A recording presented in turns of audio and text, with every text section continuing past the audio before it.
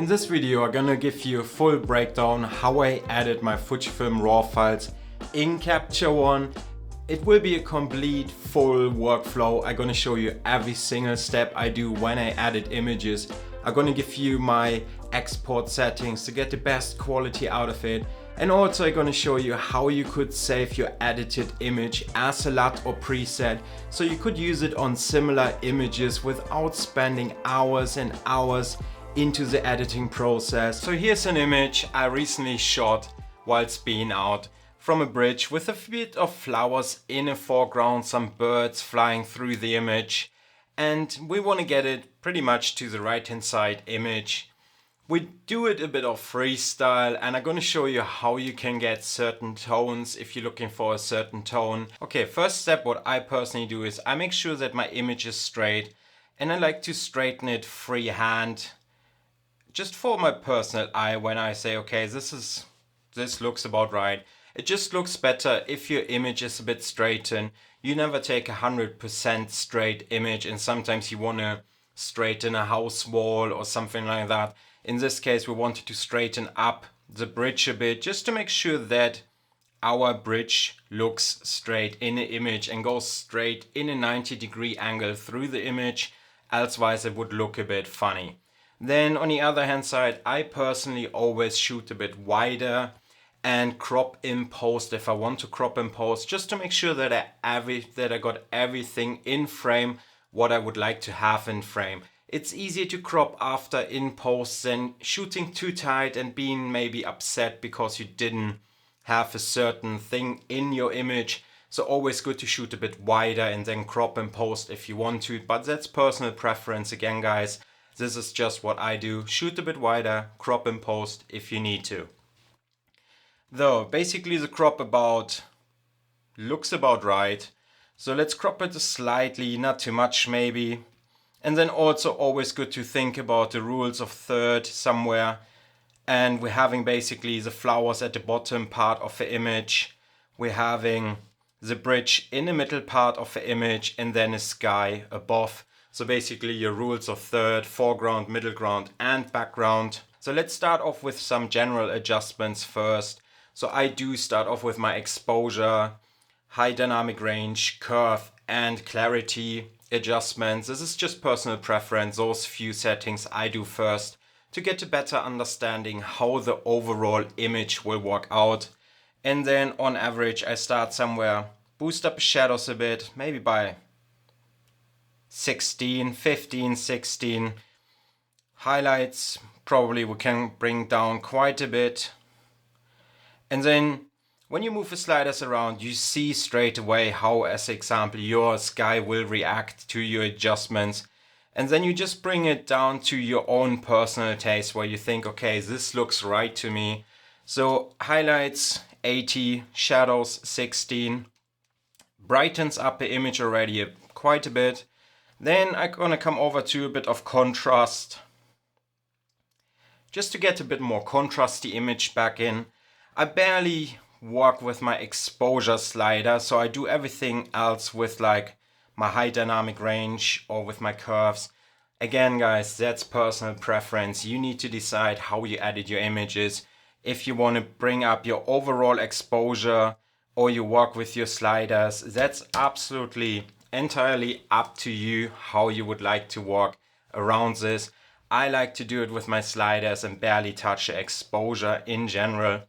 But then we're coming down to my brightness point. Maybe the brightness can go up by +4, +3 maybe, just to brighten the image a bit up. But then you can see already our highlights going over to the brighter part of the histogram already.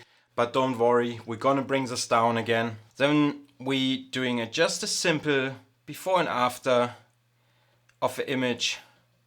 And you can tell we came already quite far. We brought down a overexposed sky, we brightened up the image a bit, we brought the shadows a bit out, we added a bit of contrast, so we did come already quite far so far. So now we add a bit of curve to it. So we're gonna bring down the darker part of the image, not too much, just a bit though, just to give it a bit more punch in the image. This about looks right to me. Then we'll bring up the midtones again, just a tiny bit, not too much. It's all just like tiny adjustments. Everything needs to please your eye. If you like it, it doesn't matter really what everyone else says, as long as you like your created image at the end. And then we're gonna work a bit on our highlights as well. We're gonna bring your highlights a bit down in a curve. And we're gonna do later a filter or adjustment filter as well to bring a sky even further down to make it even more pop in the image. Then I personally come down to clarity and structure. And again, that's personal preference. I do like a bit of clarity and structure in my image. And we can overdo it right now with a bit of clarity. It wouldn't look right at all. However, usually I add like a 2 plus 5. Depends on subject of my image, a bit of clarity to it. It just adds to bring out the image in my personal opinion. And then we're coming over to structure as well. Again, if we overdo it, and we would say plus 100 structure. Personally, I don't think it looks right. So we just add a bit of plus 6 structure to the image. And if we're doing a before and after again, before, after. So as you can see, with a few simple slides and with minimal adjustments, you can push your image quite far already. So let's do a layer and add a gradient mask for the sky. And then we're just pulling the gradient mask down from a sky. And everything basically what is red marked is where your mask is sitting. And this will be affected with your adjustments now in your editing process. So we definitely want to bring down the highlights from a sky. And as you can see, if we're doing the adjustments and bring down the highlights, the sky gets quite grayish already. It was a pretty overcast day as I shot this image. So we want to have a bit of the smoothie feeling in a sky. Gonna bring up a clarity from a sky just to make it nice, punchy and moody in this image as well. And probably in this case, I would actually go with a clarity up to 100 plus 100, just to give it a nice proper punch in a sky. Structure we can probably go up with, let's say plus 25, just to give it a nice proper punch. Then we're gonna add a bit of contrast into the sky as well to bring it even further out. We could turn down the brightness quite a bit, let's go with minus 18. And as you can see, there is already a huge difference in a sky, and you can see the difference actually where the sky is brighter and darker in the image. Like in the middle part, you got a bit of blue sky, white clouds coming through the image, and you got those gray clouds coming into the image. So it adds already quite a bit to the image. And if we take the layer off, then you can see quite a lot of difference this single layer made to your sky. So let's label this quickly, call it sky. And again, if we're doing a before and after, you can tell we're coming quite a far way so far. And you just need to be careful. If you overdo it, you might get a bit of a HDR look if you're not carefully. But if you would like to have this, feel free to edit it like you would like to have it, as mentioned already. It is your personal picture, your personal project. You do what is right.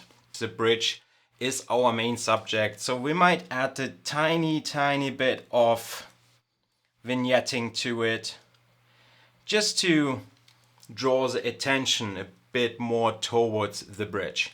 So now this is basically more or less our general adjustments. You could add a few more gradient layers or masks to it if you wanted to, and say, let's do one more for the right hand side corner where the flowers are. Let's call the label mask flowers, and then we're gonna push one in here on the right hand side corner as well, and just basically add a bit more contrast. Maybe bring down the brightness in this corner slightly, and potentially add a tiny bit of clarity, like literally just a +5, +2 or 3, nothing crazy at all. And then let's do a before and after again. As you can tell, we're coming quite far and it is already a very punchy image. So, but now we're coming over to basically all the color adjustments, white balance. I do all my color adjustments, white balances after. I found it easier for my personal workflow to do my main adjustments, see how the image works out, how punchy I want the image is, how dark or how over exaggerated, under exaggerated, overexposed I want certain images, and then go over and add the colors, because you change the process of your colors within the colors anyway. So I do my basic adjustments and then jump over into my color grading and do my color after. This image got shot with a white balance off auto, or I shot it in auto white balance, and I personally think it got balanced very well to daylight balance. We got the white balance of 50,200, which is more or less daylight balanced anyway. Or if we say we want to have it a bit more down here, like this image, we probably could add a bit of warmer tone to it. So 5200 was our starting point of white balance. And then you can decide if you would like to have it colder or a bit warmer. But I think we should go with a white balance of 5400. And I think this looks pretty nice if we just boost up the white balance a bit higher. Then tint is of course again personal preference, but I think we're gonna go slightly down to the green tint. And I think this is a tiny bit too much, so we're gonna go up a bit. And again guys, this is just literally testing out what you like, what you dislike, and then go from there.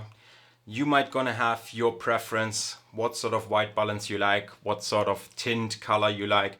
I personally usually add it a bit more with the colder tones with green and blue, but sometimes I do go the opposite direction, add it a bit more warmer as well. But on average, I personally add it with a lot of blue, greenish toned, a bit more the colder colors mood.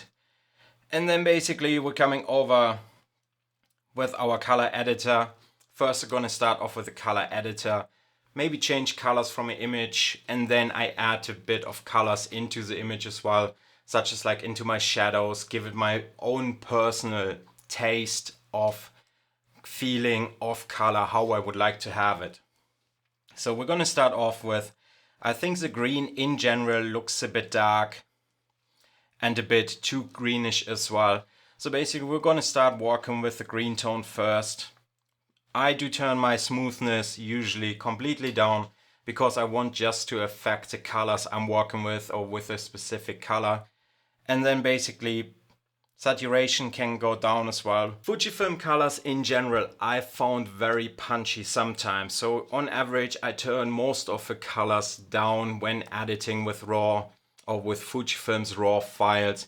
I found them very punchy and colorful sometimes. Yes, I could turn them down in camera already when shooting JPEG, but because we shot RAW, we get the most data anyway to work with, and then you do your adjustments in post. So then I would like to have this image a bit more to the warmer orangey autumn type of color. So we're gonna turn a hue down from a green and bring it almost more to the orange type of color. So you can go quite a bit down. And then the lightness of the color we're gonna bring up a bit, around 3.2 plus 3.2, just to boost a bit the whole image when working with the green color. Then we're coming over to our orange or yellow orange tone, and then same thing again, smoothness is turned down, saturation we could bump up, and as you can see there's a lot of orange yellow tone within the bridge as well. This is what we want to get out now. And then lightness we're gonna turn up a bit, saturation we just turn slightly up, not too much.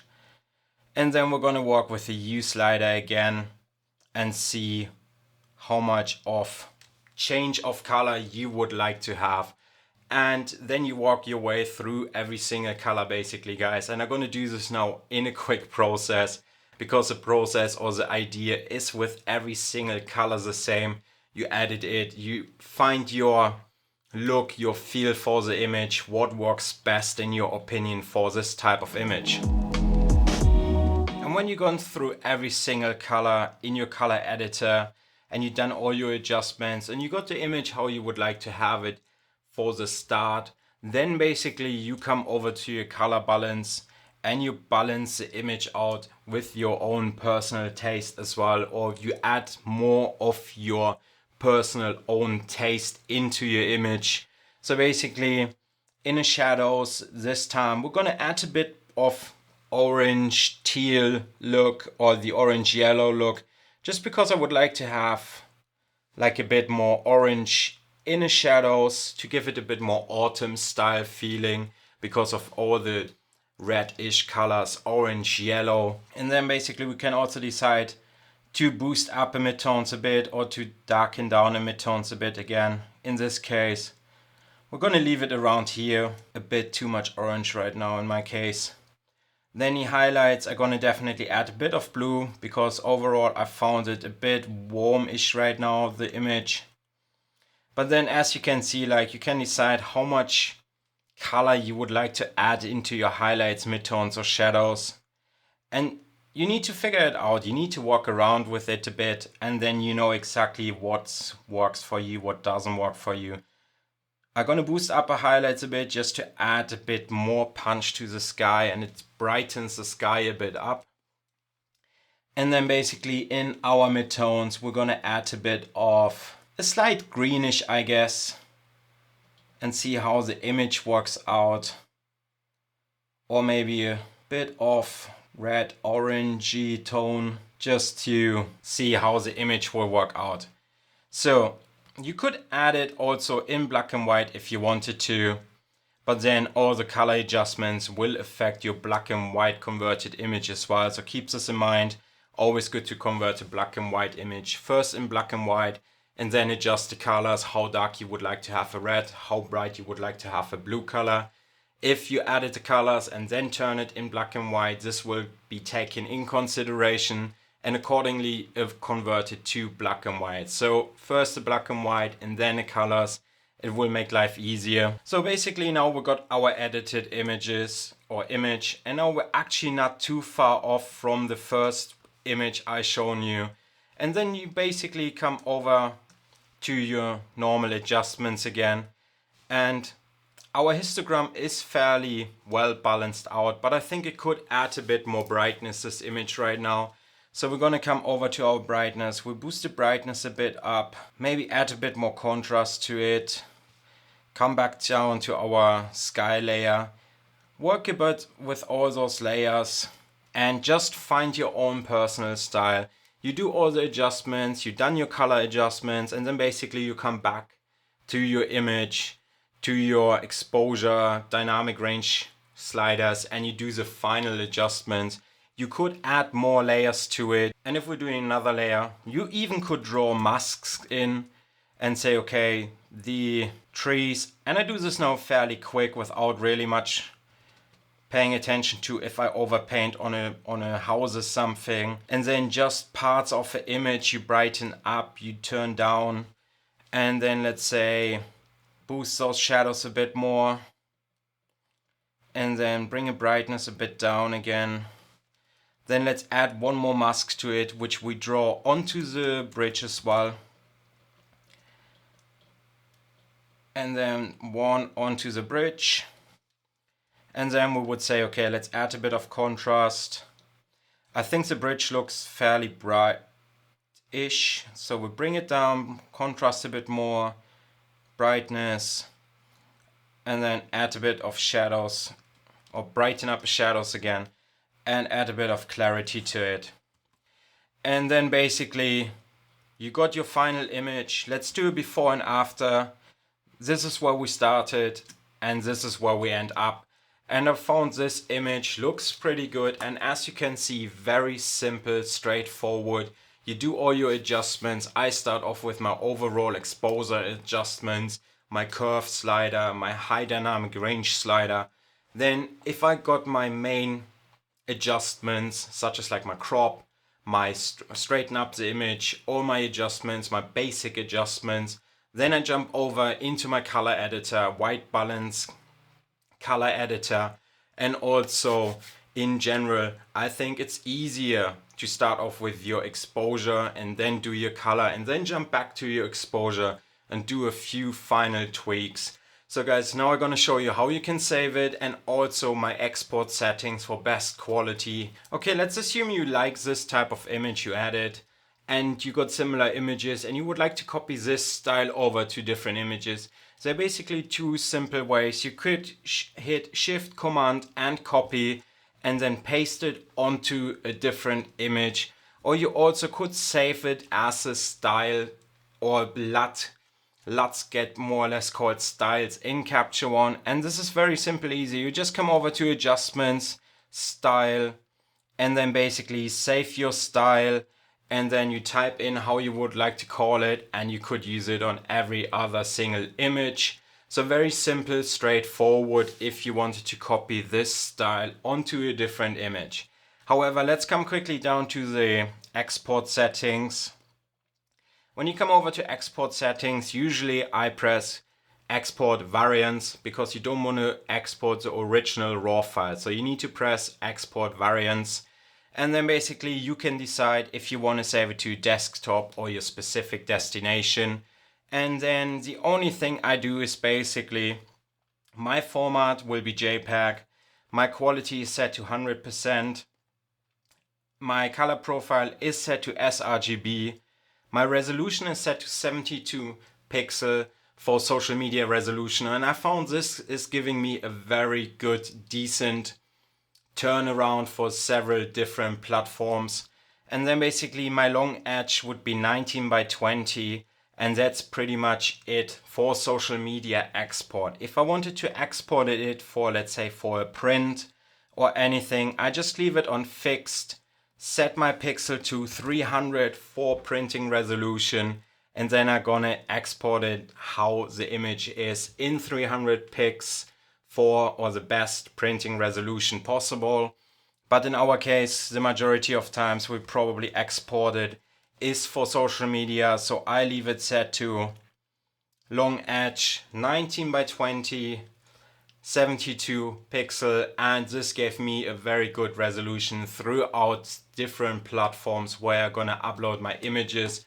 And yeah guys, I hope this little full complete tutorial was helpful to you.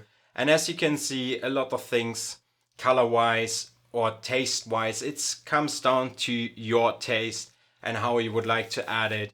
There's so much you could do, but this probably will be several videos when we're coming further into photoshopping certain things and taking certain things off, or need to delete things in an image because we took an image and we didn't pay attention that there's some paper flying around on the floor we want to Photoshop out, or anything similar.